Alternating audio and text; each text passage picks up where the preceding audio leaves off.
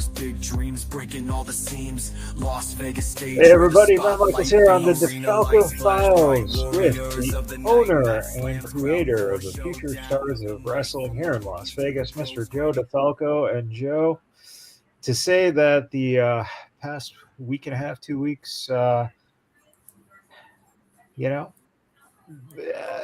little this, little that, not much going on. I wouldn't say there's any big news coming out of the FSW world, would you? Nah, I'll tell you, it's still 2025, and we're in position to have the biggest year in 2026 ever, just from the couple of things that are happening for us. So it's pretty tremendous. We're going to be the first local company to, I guess you could say, hopefully it's a residency. We're starting with one, but the HyperX Arena contacted us. Things were put in motion, and on January 24th, New Year's resolution is happening inside the Luxor Casino on the ground floor. We're on the casino floor next to the steakhouse and the cashier. Yeah, and one of the better spaces, that you could hope for in terms of the product looking great as well. I think that it's going to look fantastic. That arena is basically, working out the deal and everything that's happening, the food, the drink. It reminds me of Diversion Amusement if it was on steroids, because this is a full-blown, this is really a mini Orleans arena, the one at the Rio that we loved for a long time. And, the pictures don't do it justice from when you're there. Because if you see where those seats are, that's where the ring's going to go, right in that area. And the stage where you see sticking up, the ring's going to go up against the stage in the middle. So the entranceway, there's a tunnel that they already have the production is just going to be phenomenal. Once I'm done with you here today, I'm bringing Mikey down there. That way he can see the layout of what we're looking to do. You got the second floor balcony, and the balcony is going to overlook. There's going to be some great tabletop seating. There's suites that are next to it. We're going to have 3 that we're offering. One we're trying to get a title sponsor for, which is going to include a $250 food package if you want to be the title sponsor of, your company presents, the FSW takeover. NXT's called takeover when they have theirs, but this is a true takeover of the strip. This is like the bucket list. This is everybody's dream. Holy shit, we got a show on the fucking strip. And it's like, the Luxor is in a perfect situation to where, you got great casinos, obviously, on the strip. But how difficult if you're in that Flamingo area or you're in that Spring Mountain area, the traffic is the worst. Here you're on the strip. Mandalay Bay is a mile away. You got everything to the west a mile away. You got free parking for locals up to 3 hours. As they said, you pull out and you pull back in if you want to hang out more before or after the show, because inside the arena, when you walk in, first off, you have all the gaming that's going to be there still, and you can play your video games and do things like that. We're talking about the after party. We're talking about comedy. We're talking about, hey, maybe Chris Bay wants to perform. There's so many options, because Kyle, the guy who hit me up, how it started was I got an email about a guy who wanted to come to the Killer Cross one night only. Right. And he messaged me at about 5:45 on that Monday to see if there was still tickets or seats available. And I'm running around all day. Obviously, we had the seminar with Kevin first. And at about 7:15, I saw the message. So I'm like, oh, yeah, we have tickets, come on by. Never saw the guy. All of a sudden, 2 days later, I get a phone call from somebody. And then he said, "Oh yeah, I messaged you about the thing, and you ever think about doing something at the HyperX Arena?" And it's like, absolutely, because Mohawk Mike and the guy Andy we know who does like the Golden Tee and produces like all this gaming stuff that I met through Joey, and these guys have done big business over there, and they came in that they gave us a fantastic deal. It's based off of food and drink guarantee, so please buy some food and drink. Obviously, it's strip prices. But hey, Right. you can get a dozen wings for $25 with fries. You can get fingers for $14. So it isn't like crazy priced. It isn't like, oh my God, it's $40. It's like, what you're expecting to pay. We're keeping ticket prices a little bit less than the Silverton. It's limited seats. There's about 300 to 350. Right now we're going with 300. There's about 175 on the floor.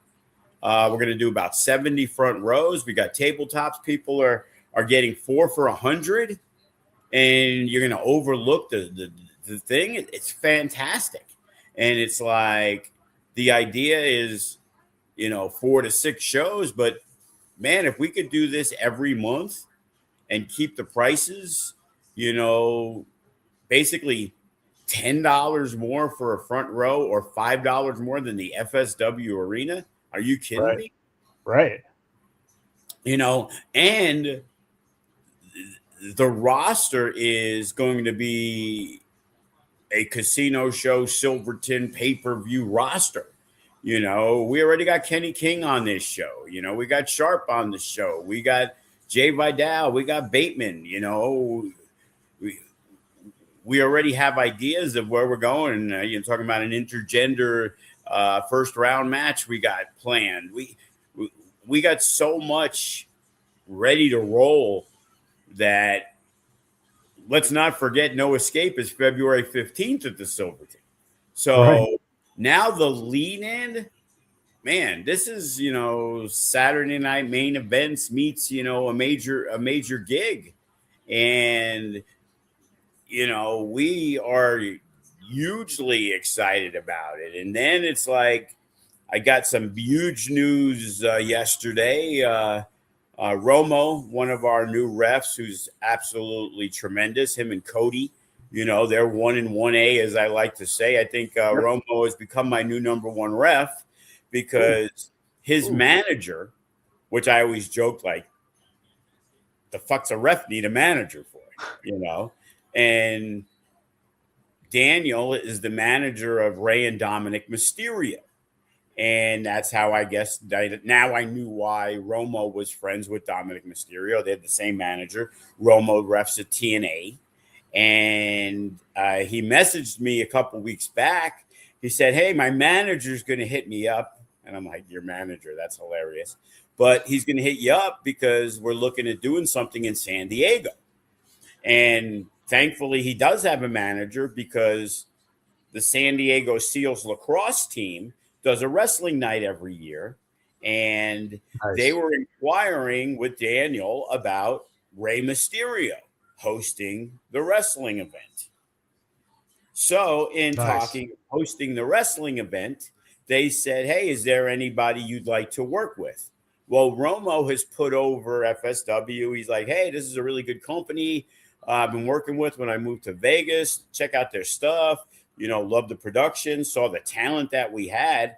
So he decided to give me a call and wanted to work with us. So he said, "Could put together some packages." And they went for a very good budgeted show that after the lacrosse game, which is going to be late, it's March 21st. The lacrosse game starts at 7:00.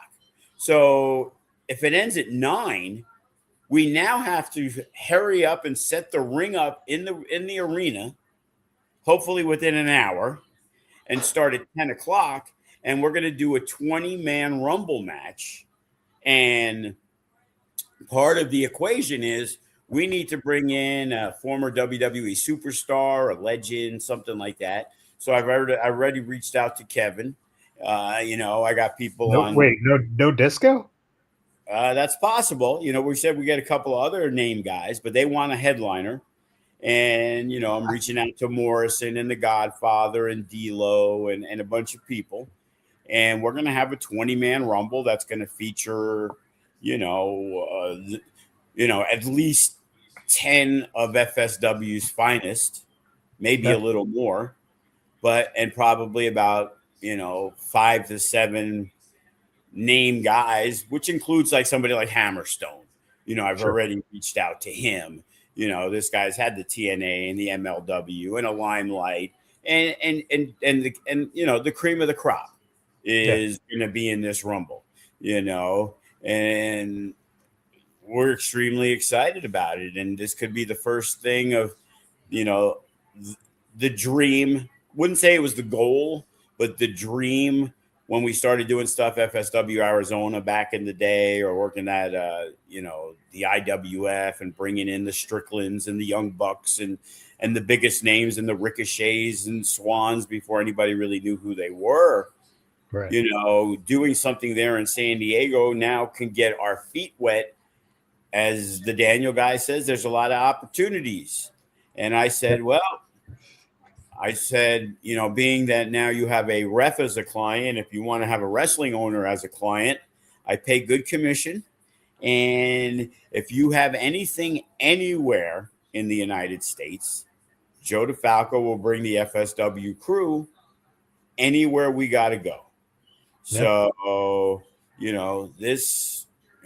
man, I wish I was 10 years younger now. It's like, man, it's just crazy that all the years of hard work and making friends and getting relationships that, and again, thank you, WWE, for running Mania out here, which is given, the MGM, credence to, they had to get the okay from them, and even the guy who runs the HyperX Arena said that, hey, I'm surprised we got an answer that quick, because usually they're not, the fastest when it comes to making decisions, as we've learned by a different strip property that we're working with, which is also run by MGM Properties. So I'm looking at it as like, hey, if we can build a good relationship at the Luxor, that might open up that other opportunity, which is as big or even bigger than that opportunity. Right. So it's like, you know what, man, we're killing it. Things are going way better than I could have ever dreamed. So this has been a huge week for us. So, man, I'd have to put 10 more years into this. I didn't know. I was wondering how that was going to happen. Yeah. It's now something that's becoming a reality. And again, it's going to be on January 24th at 7 p.m. at the HyperX Arena in the Luxor. Just crazy to think that that's where it's headed. And that's where Mania Week may head. We may move from the FSW Arena. I'm trying to keep it a similar price for everybody who's already locked in. Right. As much as I love the FSW Arena, imagine doing Collective is going to be down the street, but we have our events. That levels up our events to be 5 minutes from Allegiant. Mandalay Bay has a lot of stuff going on for WWE, and now you're right there, and as much, people can Uber to the arena, but and for the locals, it's great. But now for the locals and the tourists, that spot is fantastic. Right. Like I said, it's easy to get to, and there's so much going to be going on that weekend, and now everything is in like a 1 mile radius, and now we're going to be right in the middle of it. So, Right, and it also helps that now there's food options, drink options, right there. Right. 1,000%, Yeah, and it's like, you know, you want to squeeze a couple hundred people in at the arena, it's jam packed. There's no yeah, food, and it's yep, like, you know, this is something that it sells itself, and then maybe the opportunity for sponsors becomes even bigger yeah, because, you know, we hadn't done flyers in a long time, really haven't had the need to, but now it's like, wow, we can put them on right at the Luxor. We could put it on the strip. They're going to run it, on their marquee and on right, their, you know, when they're open 7 days a week for their gaming stuff. And, right, like T-Pain has his global gaming league. They did a yep, couple months ago and they're doing it again in February. So it's like, there's so many thoughts in the head. Hey, Carrot Top's right there. He's a big wrestling fan. Maybe we can get him to the show. Gabriel Iglesias. We're yeah, gonna invite him to the fucking FSW arena. Hey, you're at the Luxor. Why don't you come down? As a big yeah, wrestling fan, he's and sky's the limit. Hey, Morgan and Morgan, we know you spent a lot of money to be on Netflix. How about throwing a few pennies our way? right, yeah, yeah. It's exciting to think of the possibilities, and the going forward, it's just a lot of opportunity, and everything is going to be full force because we're already halfway through December. It's like that's 4 months, 4 months until Mania. So We got January, we got March, we got April, we got February's no escape. It's like, we're going to San Diego. It's like, what else is going on? yeah, yeah. Well, one of the things that is going on is season's beatings on the 20th, this Saturday at 7 p.m. Again, Title Match Network if you can't make it out. And uh, right now, what's the situation with the donations? Because it's absolutely one of the high points of the year in terms of giving back to the community. Well, yeah, right now, for people who are coming in, general admission's $20. Bring two toys, get $10 off. You can get in for one of the biggest shows, one of our bigger school shows, because every single champion will be on hand. We have the women's match has just been signed, a triple threat: Fallon Gray, Zamaya, and Brittany Brooks.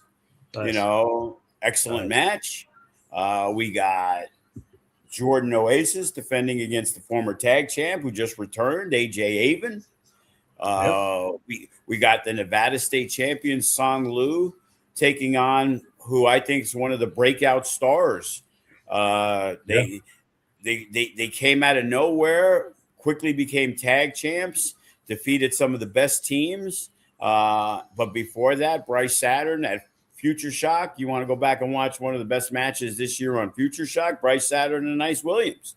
yeah, So Bryce Saturn is a future singles champion in FSW. yeah, He's a guy who threw all his chips in, said, "I want to be FSW. yeah, I will make myself available and ready to go, whatever you need." And that's also going to be another thing moving forward. Exclusivity is important. You sure, know, Spots are going to be limited, obviously, at the Luxor. The HyperX Arena. Man, you want to have some great fucking footage to send people. You know, man, I know it.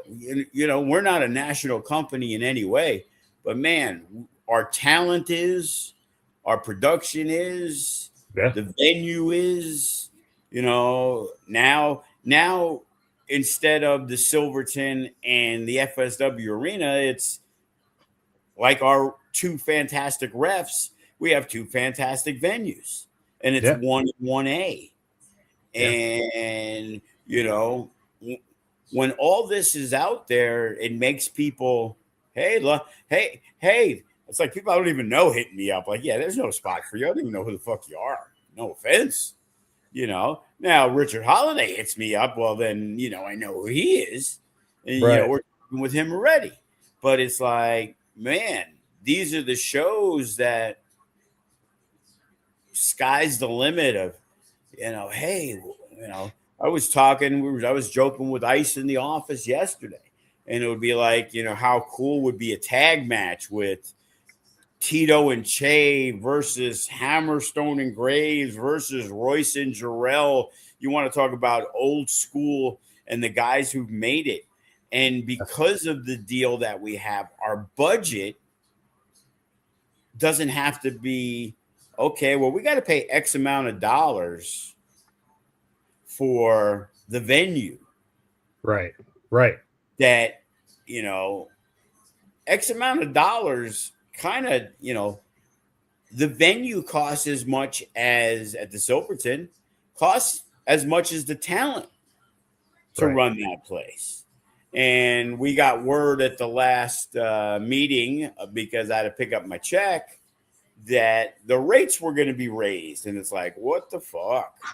So it's like, now that extra charge is the equivalent, of 3 Hammerstones. Right. 4 Hammerstones. Sorry. I'm underguessing. It's 4 Hammerstones. And it's like, well, now you have to get to numbers that are big, and we did those numbers even with what we had to pay Kevin. But to rent the arena is now costing more money than paying Killer Cross to wrestle at my show. Right. And now we have a venue that, man, with the numbers at 350, we don't need to put 700 people in there. Now that seat is very valuable because there's only 70 front row compared to 106 at the Silverton. Yeah. And now it's got that old school, kind of like when I was always excited when we did Natural Born Killers and we had 270 people in there, but it felt like we had 870 people because it was so compacted and we took out the guardrails and everybody was on top of everything. And it was like, man, this place is fucking packed.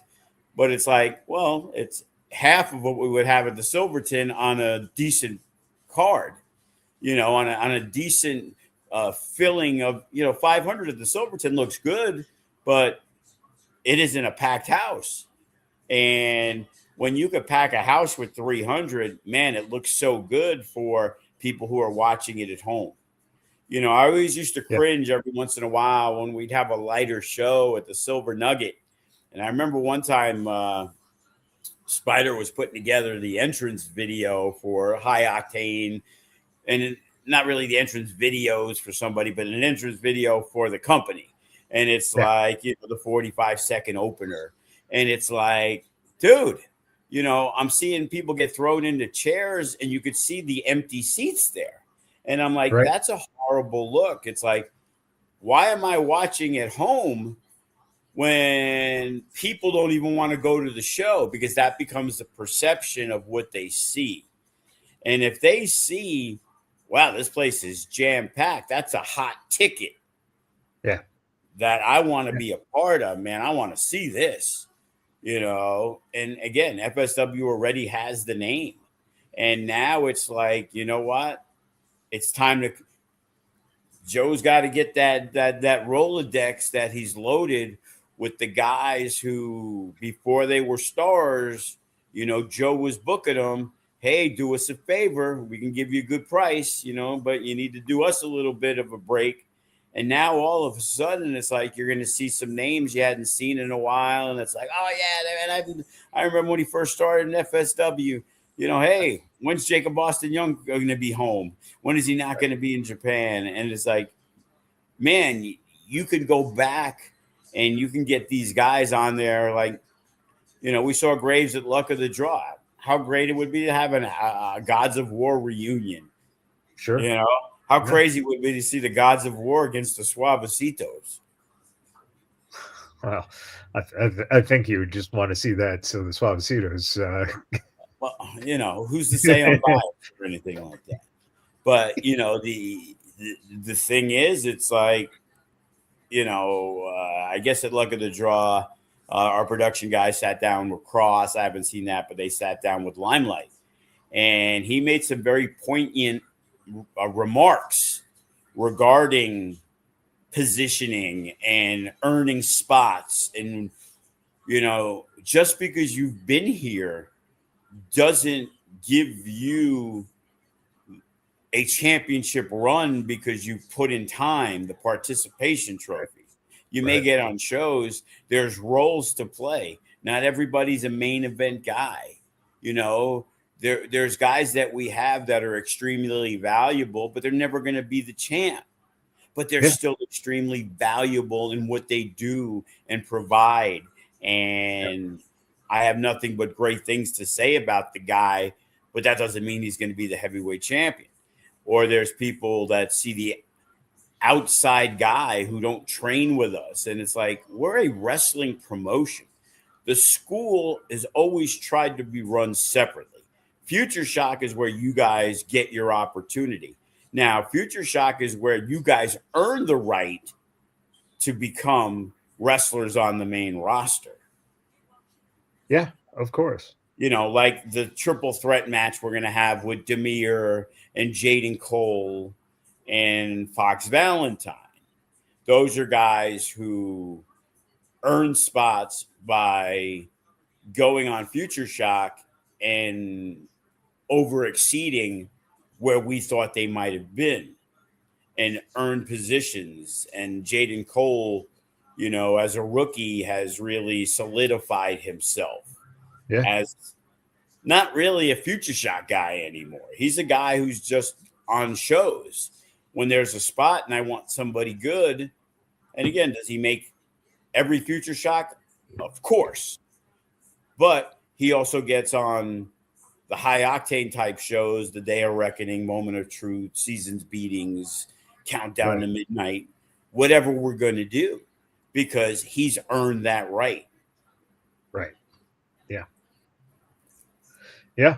And, it's, when you want to go on Future Shock and you want to leave right after the thing, because God forbid you spend 10 minutes grabbing some fucking chairs. Right. That's when you need to look in the mirror and wonder why you didn't get that spot, because you may be almost as good or just as good as a different person, but that person also puts in the work. They put in the extra.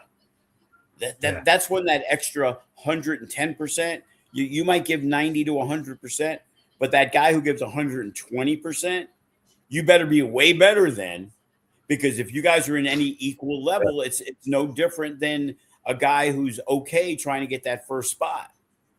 Who's getting the first spot? Well, the guy who puts in the time. I don't see you training. I don't see you at Kenny King's class doing the 6 out of 16 guys show up for the critique. And again, we understand you have to work. You got to make a living. Okay, out of the 10 of you, I respect the 4 of you who might have contacted Kenny, because it ain't Kenny's job to say, oh, hey, bro, I know you didn't come to my class and you never hit me up, but let me give you the critique. No, you have to fucking contact that person and say, hey, I had to work, couldn't make it, but I know you went over the show. I'd love to hear your input. Chris Bay's at the show. Ice Williams is at that show. They took time out of their lives to come out of their own dime, because it ain't there. Kenny's there to look at stuff. When Chris and Ice and Remy and Cody come to the show, it ain't because they're being paid. And if they are, they're getting paid a little stipend of gas money to help the youngsters. And you guys just look right past them because you think you know everything. Right. I don't know what to tell you.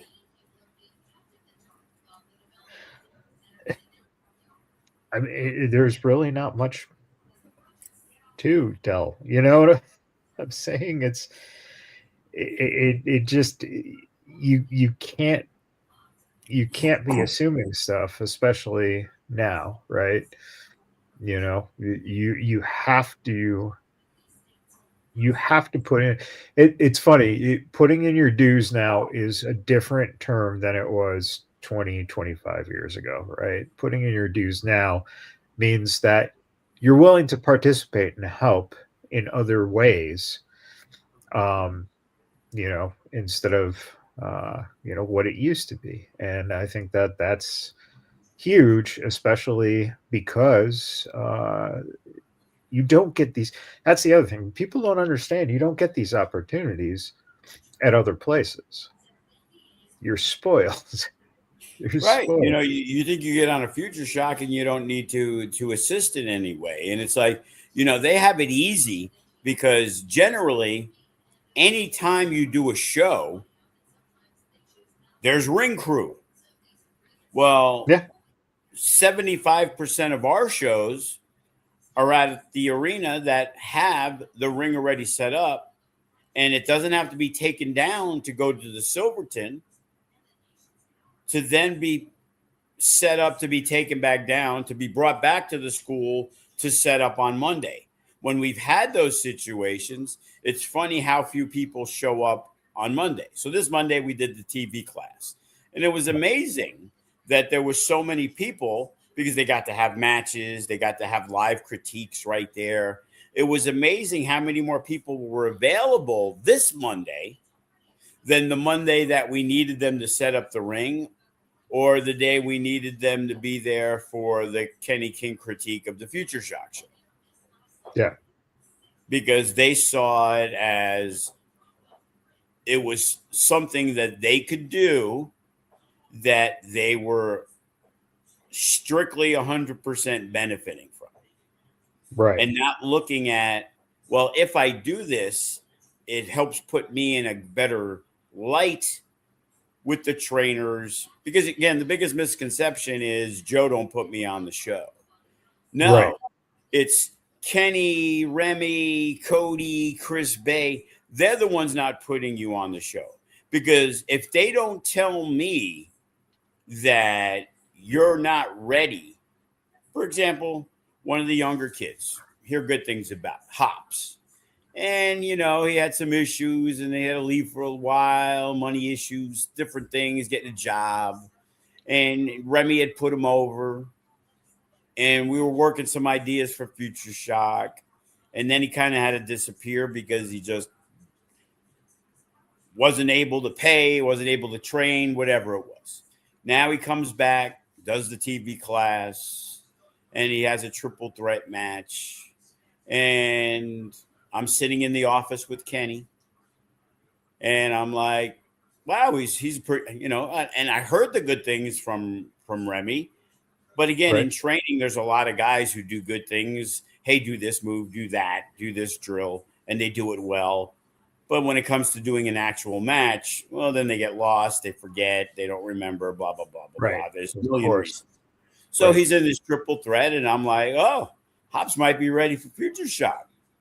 And then, Kenny's watching. He's like, yeah, I think Hops is ready for Future Shock. Well, Future Shock's January 9th.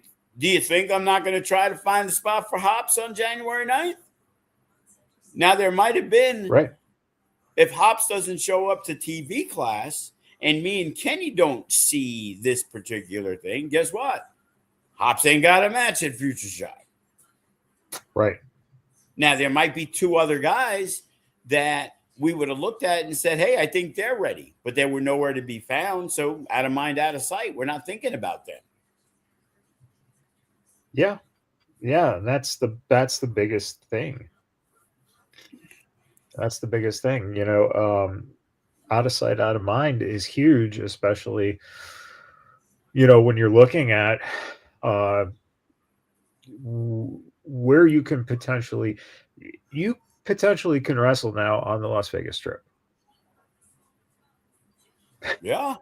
And if you don't think that's a big deal, if you live in Vegas, holy shit. And, you know, an independent wrestling company, a local company is wrestling. You know, sure, the collective is going to be at the Horseshoe, but most locals aren't going to be there. It's a WrestleMania thing. Somebody had enough faith in us, the local company, to put a show on that they feel we have the longevity to do this. Right. Not when there's 50,000 wrestling or 100,000 wrestling fans in town. Yeah. So, you know, we have big shoes to fill on January 24th. And you know who I'm going to put on the show? The people that I trust the most. Yeah. Yeah. It's, you have to. Yeah. You just kind of wish that people understood it, but, you know, just comes down to. And again, you can go around in life and bitch and complain, and Joe doesn't pay attention. Oh, he's out of the loop. It's like, yeah, okay. You believe everything you want to believe instead of taking responsibility for your own actions. That's the one thing I've noticed through the 16 years, that it may not have been great 12 years ago when it came to that, but it's worse now. There's definitely more excuses today than there was 8 years ago. Sure. From the people walking through the door. Sure. And that also goes to show that, you know, there is a lack of understanding how a business is run as well. You know, the difference between, and you know, I get it. I understand that a lot of younger kids don't understand the aspects of what goes into a business versus booking a wrestling show, and the line, you know, is blurred between the fact that you do both. You know, you're in charge of the book as well as making the shows happen. And I think that's, you know, when you're producing and directing, it's a totally different thing than, you know, just being able to go to a booker and say why you should be on this show, versus, you know, hey, I've got a business to run. I'm the one who has to put these deals together and make sure that it's reflective of the people that we need to bring in to make sure that this continues. If not, what's the point? You know, set up a ring in the backyard, and you know, if anyone shows up, they show up. Well, you know, and some people have in town where they just set it up there, and then and that's where they consider their training from. Yeah. Some, you know, somebody's yard. Yeah. You know, hey, Santana Jackson has a ring. Okay, we'll roll around there because we don't have to pay. Right. You know, right. I got a message from, it's hilarious. I got a message from the guy. I don't know if I talked about it on the podcast, but he trained with us for a little while, and now he's opening up his own little 8-week course. And he messages me, I saw your thing about sponsorship. Hey, Joe, you know, I trained. I'm like, I know exactly who you are. You know, it's amazing how people that you meet, like, I guess maybe a lot of people are that way, but, you know, I know exactly who most of these people are that approach me that act like I have no idea who they are. Right. And it was like, oh, yeah, you know, interested in, you know, maybe sponsoring, you know, if you could, you know, have a conversation. And I'm like, no offense, bro, but in what world would I want to have you as my sponsor to tell people to train with you for 8 weeks, where your 8 weeks is costing you somebody more than training with me for 8 weeks? Right. You know what I mean? Yeah. And it's like, I love sponsorships and all that other stuff, but bro, you know, there was no way in the world that I could do this. Right. And, you know, and if it wasn't, you know, straight up competition, that's the thing. It's like, well, it's weird when you have a wrestling school for someone to want to sponsor to then draw people into wrestling. It makes no sense. Um, but that's the other thing too. It's like I think right now you're seeing so many people also taking that opportunity, trying to get in on it while it's hot, because we all know that at some point that kind of uh, this huge wave just washes out at some point, and all those people who see this as being able as an opportunity to make a dollar quickly, um, that's what they're in it for. So it's an interesting time because it, there hasn't been a peak like this in 25 years. It's crazy. So season's beatings also will have the Suavecitos. And man, they're going to be putting up those tag titles against a pretty young and exciting tag team out of SoCal, man. Yeah, unfortunately, the Suavecitos were going to be wrestling Sky High, and then Robbie got hurt at Future Shock, Yeah. and then we were scrambling, and it was like, you know what? Let's see what these guys can do. They're very highly regarded. They worked one Future Shock. I met him at the Gabe Sapolsky seminar. I Yeah. liked their energy, fantastic. There was like a tribute to the Ultimate Warrior. It's almost like the Blade Runners revisited, Yeah. Right. Yeah. Yeah. It's cool. And I also just want to know why the Suavecitos look like they're 42 years old each in this photo. Hey, Hard living, man. hey, on the streets. That's what the streets does to you. Speaking of what the streets do to you, man, Bodie's looking a little jacked nowadays, right? He's grown It into was this, and it was funny. I was in the office yesterday. I was talking with Ice. We were talking about the stuff, coming up, and we were talking about Bodie. And I just happened to be looking across. He was in the ring on Monday because he was doing a promo, and it was like, holy shit, that kid's legs. He's got the hairiest fucking legs I've ever seen. And, Ice is laughing. And I'm like, seriously, check out his legs. And they kind of all laughed about it, the way it was said, check out his legs and shit, But it was just funny. But it's like, because in my mind, I still think of 10-year-old Bodie, you know what I mean? And it's just like seeing him grow and seeing him like muscly now and seeing him, it's just like, it's crazy. yeah, yeah, and he's going up against someone who, again, you talk about Bryce Saturn and him being someone who's got his presence in FSW now.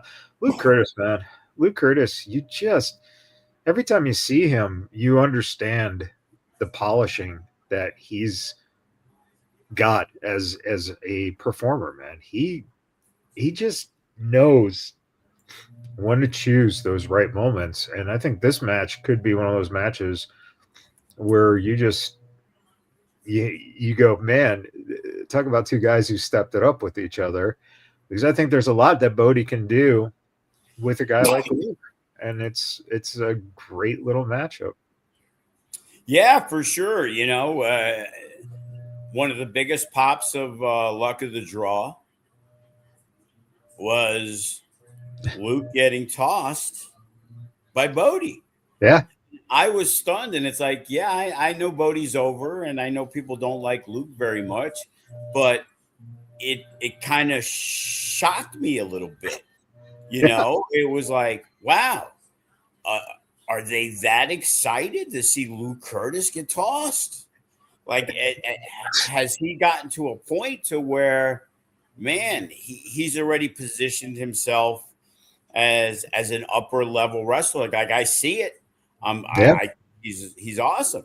Yeah. And unfortunately, his wife Layla, who we had big plans for, we had to pull them out of the intergender match. She got hurt at Yeah. AEW wrestling Mercedes Moné the night before. She Yeah. was literally going to come back from wrestling Mercedes Moné for the TBS title to be in the mixed tag match, and she messed up her knee. And needless to say, within a week, she came in first place in a bodybuilding competition in Atlantic City with a torn up knee. Yeah. It's amazing, man. Amazing. It's, but and again, it's great to have those type of influences around too, right? Because if you start hearing word of that, man, wouldn't you be pushing yourself a little bit harder?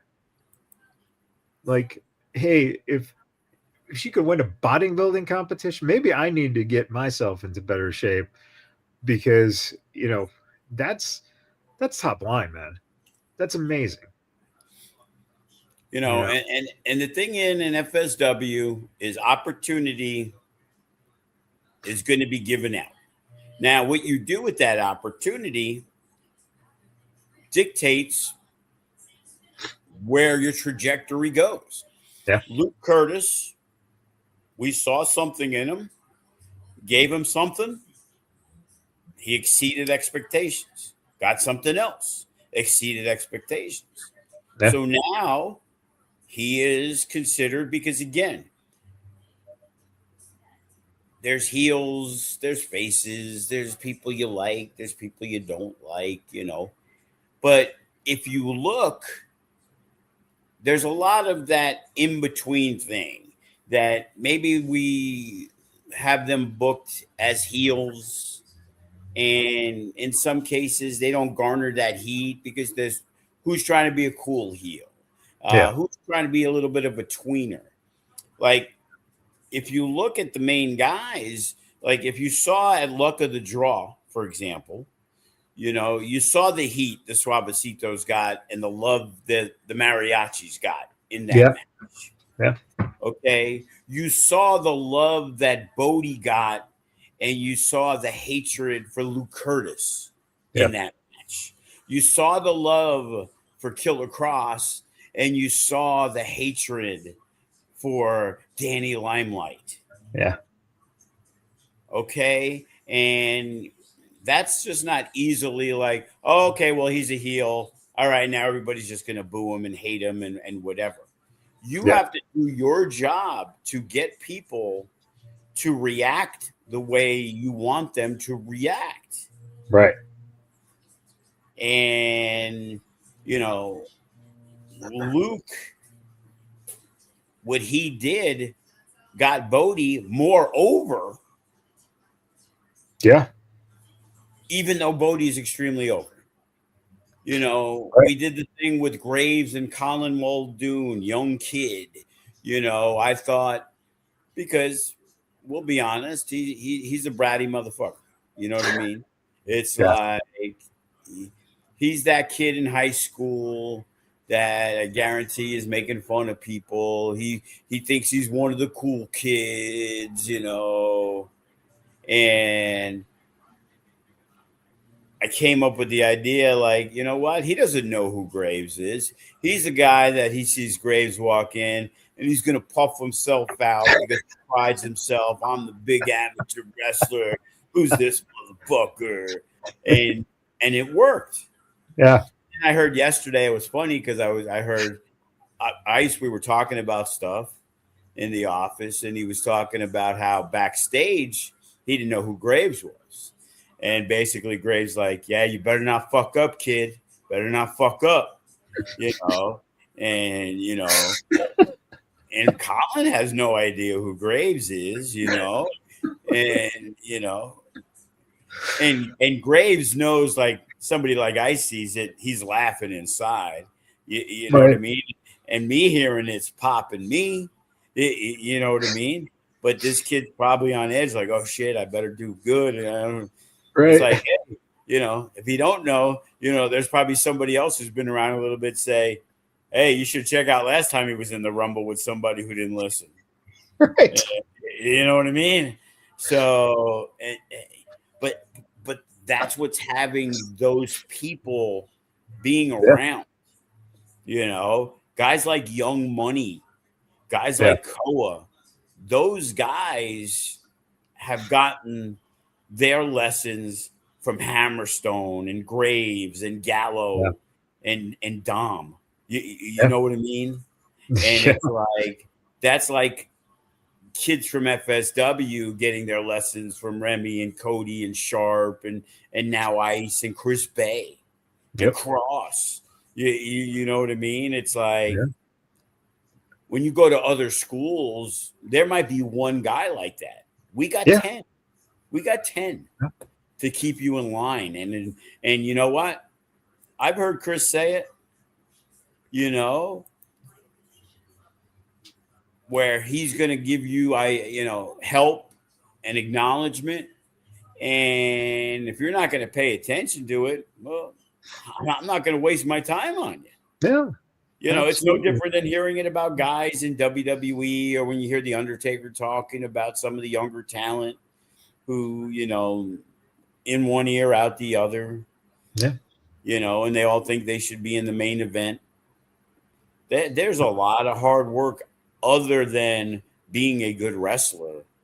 Oh, yeah. That it takes. And when you can get somebody to mentor you in that position, like Demir has the faction, and it really changed the way he understood the business because he was young, dumb, knew everything, and even Brett the Threat, who grew, the Suavecitos who grew. So you hope a young kid like a Colin, gets the guidance to where he doesn't blow his opportunity by just being dumb. Yeah. Yeah. And a big one at Seasons Beatings, Shogun, his first singles match. Decent matchup for Shogun returning to the ring. Damon Ace, pretty. Definitely a real good talent. He worked for us, I believe, once before. Again, using the ice a lot, but he was talking about there was a triple threat match. I guess he worked. I guess he was in town when Sin was doing his winter show in Pahrump. So he was in the day before. So he was in town. So we used him. And, I was like, I didn't remember, but he worked good talent. He ended up hanging out with us at the Mania party. Sure. Yeah. So, he works a lot at PC. He works PCW now in Arizona. So he's friends with that crew, Class in Reno. So it's like, okay, good opportunity, big guy, first singles match for Shogun. He worked at Winter Circle last month, and he had a segment with Evan Daniels setting up a match, but didn't actually have a match. So this is his first actual singles match. Yeah. In over a year since the car accident. So yeah. So even if you don't want to bring toys, come to see Shogun. Yeah, absolutely. And again, winter's or season's beating. December 20th at 7 p.m. at the FSW Arena. I also got news that I didn't know because AJ came in the office and we were talking because I was talking about Bateman. They're like, "Oh, Bateman's there." NJ? I'm like, no, I don't. Jay Vidal's not there. They're like, oh yeah, Jay said he was going to be there because he had something in California. And I'm like, I had to check my messages because it wasn't there. And now I remember, and I hit him up. So Jay Vidal is going to be at Seasons Beatings, and right now, got to figure out what Jay Vidal and Bateman going to be there. So that's going to be an interesting thing, that, as well as the champ, going to be there. So, Yeah. and the MK Army going to be there. So, Nice.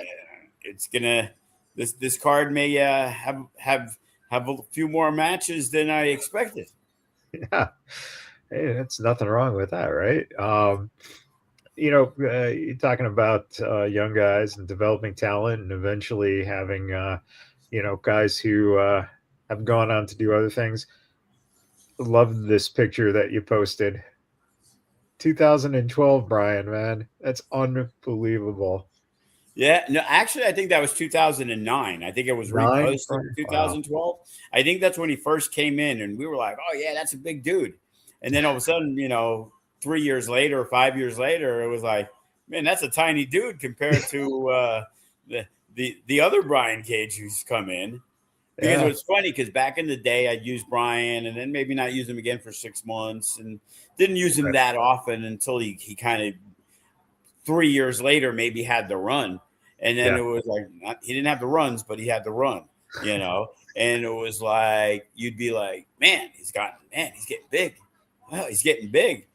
And it would be like, it would be a never ending thing of, man, now he's a monster. And now you look at him and he looks like, oh, okay. He doesn't look anything compared to when you see him. Like, holy shit. Yeah. Like, we thought he was big then.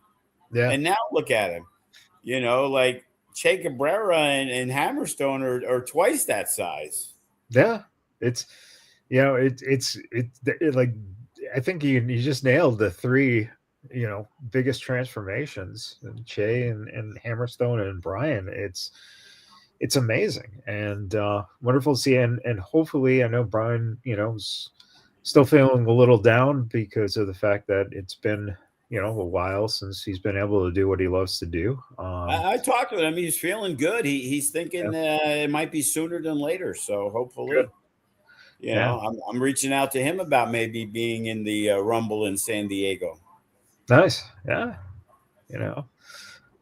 And one of the other things, the one night only, the 8-man single elimination tournament to crown the tag team champions. Memories of that card. Well, yeah, we thought that was solid and we had good tag teams, but man, you'd look at that compared to what we're talking about in 2026. Yeah, The 1% would still be there, you know, half of your Midnight Marvels would be in a different tag team now. right? But you're talking, Tito and Che, who were there as hate. But you're adding in the Gods of War, you're adding in Transcendence, you're adding in the Suavecitos, you got the mariachis, you got Live Danger. Right now, in my mind, I was putting together a 12-team tournament with buys in the first round. Yeah, I mean, you're starting to be able to get close to the NCAA tournaments. Yeah, the bracket of 32. Yeah, jeez, but it just goes to show too. Once again, tag team wrestling is one of those art forms that when it swings up, boy, there are some really, Well, I'll really tell you, good. it was crazy because when I sat in and listened to Gabe Sapolsky talk, and that was one thing he was talking about, that back in the day, the Young Bucks were running the scene of indie wrestling and they were the team. But Yeah. after them, there was a real lull of tag teams. Yeah. To where, there wasn't, for 1% got hot after the Scum. The Scum were about the last team. And then Yeah. the 1% came in. And then, when Daniels and Scorpio Sky, SoCal Uncensored. And I remember it was a big deal. The 1% beat them. And then all of a sudden they were getting the love. But now it's like, you got Royce and Jarrell, you got Tito and Che, the Unguided are back. You got Lucas Riley and Dominic Cooper, the Krusty Crew. I don't use them that much. I haven't used them in a long time, but they're teams I'd want to use. And the Mariachis have gotten themselves. You would think they were a SoCal team. because man, they're all over, and the Suavecitos. And it's funny that for people who don't know, the main West Coast tag teams like Che and Tito, who haven't really worked for us in a bit. I'm the one who put them together 9 years ago. Yeah. And Royce and Jarrell, I put together. So the teams that are hot and the Mariachis, obviously they're brothers, put them together in the thing. But the Suavecitos, I put them together. I was always the biggest fan of tag team wrestling, and before the Unguided was together, I put Matt and Damian Drake together, for the Conan seminar, and that's how they ended up, getting used in AAA. And they were friends, and this is what they wanted to do, but it was, hey, we're gonna pull the trigger on this. So, but tag team wrestling has really gotten an uptick, and now you said, Live Danger, they're getting some, and the Pump Line guys that we used, and there's some solid teams that Sky High, Lights Camera Faction, we got Young Money, we've got a 4-way, Pretty City with Class and Reno. So that's the 4-way that's happening this week, with the Mariachis, Young Money, Pretty City Express, and Lights Camera Faction. So on any given show, we could have 8 or 9 teams, because now on Future Shock and guys that work, you got the Po Boys and a team from Arizona who, never tagged before, but I put them together. Flyboy, Freddie Cordova and Enrique Calderon, the Chingon Cartel. I like them a lot. Yeah. And it was like, I thought they would mesh. We have a former No Limits champion, hasn't been around in a bit, good friends with somebody that I'm putting them together. And I just saw they started working together elsewhere. But I think they're going to be a solid tag team. Well, JKM and Dante King. So, I like tag teams because, again, I'm trying to give opportunities. Yeah. And if you have 8 singles matches, you only have 16 people on a show. So if you have two tag teams, a 4-way, now you're able to get 20 or 22 people on a show. Yeah. We have 40. So I'm trying to at least get to 20 or 22.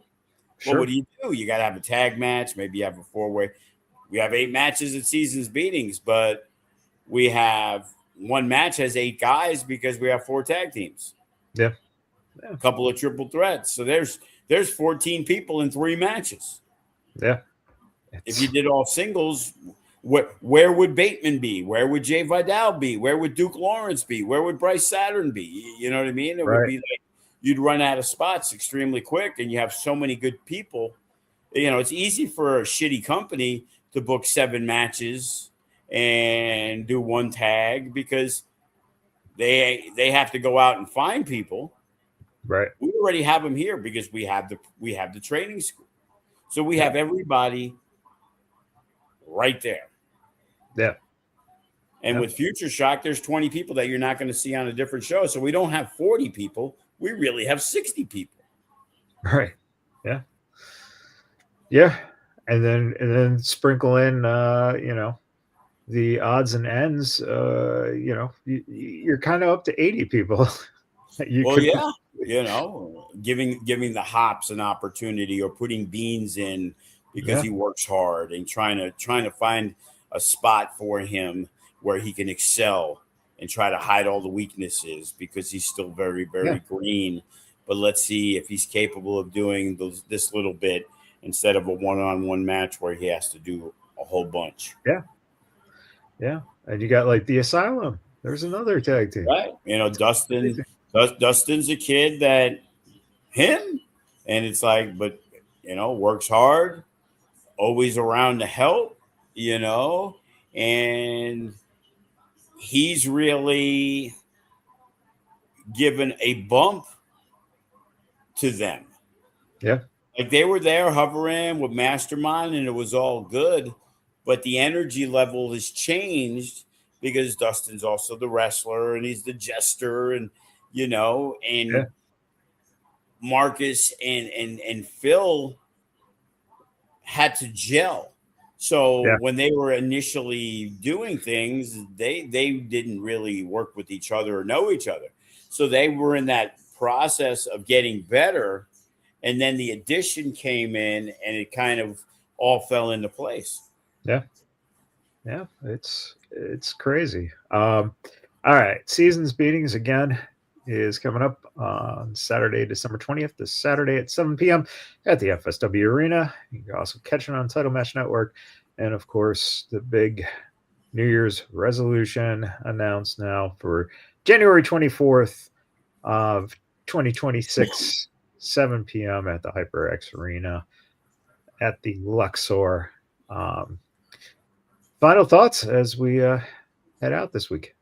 Yeah, it's like, cross your fingers and you hope like, hey, this is the upswing, let's not get any bad news, let's keep it rolling, I know life's tough and then there's always things and it's like, man, but right now things are looking good. So, hopefully the good news just keeps pouring in.